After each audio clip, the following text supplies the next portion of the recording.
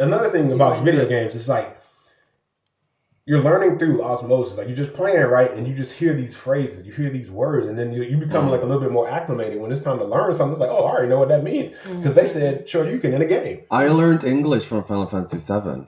What? Like, I spoke no English before what's your native language? Swedish. Wow. I'm from Sweden, and I got FF7 on my first PlayStation when I was, I don't know what, 12 or whenever it came out. Right.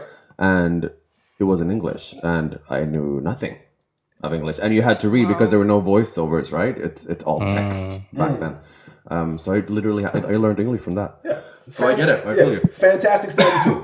Fantastic. I actually would like to see the education boards and systems throughout the world utilize video games a little bit more because they're very good at school and stuff. Capturing people's attention, not just children.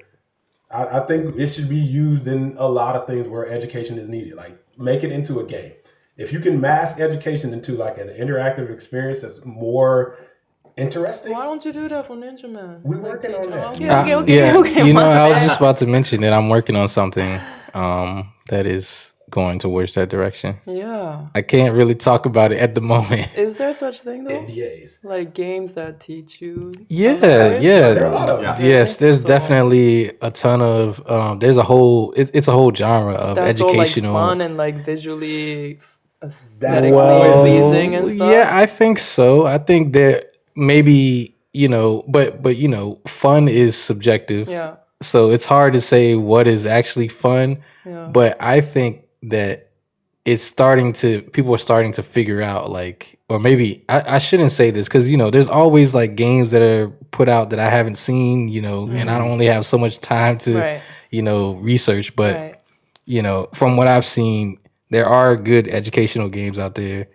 But for my personal taste, I feel like they're only just starting to like get to where it's something visually pleasing and it's just fun, and I don't feel like I'm learning. I'm just playing, And that's the kicker. And you learn while doing it, right?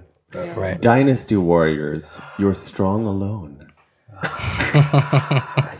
No, terrible example. It's a game where they have like 1,000 characters, and whoever you pick, you fight against like a whole army comes against you, and as one character, you're able to just like kill them. I can definitely see Colin doing that. Like just a little mad gentleness. It's like she just takes over, like caresses the whole entire army. Yeah.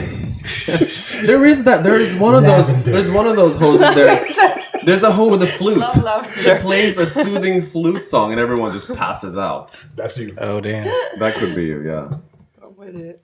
No, but yeah, definitely. I think education and gaming goes hand in hand. I think it provides as much learning as books or movies would. And just like books and movies, they have hidden concepts, or they have hidden agendas, or deeper meanings behind things. And I think especially with gaming, it's something where you usually have a choice.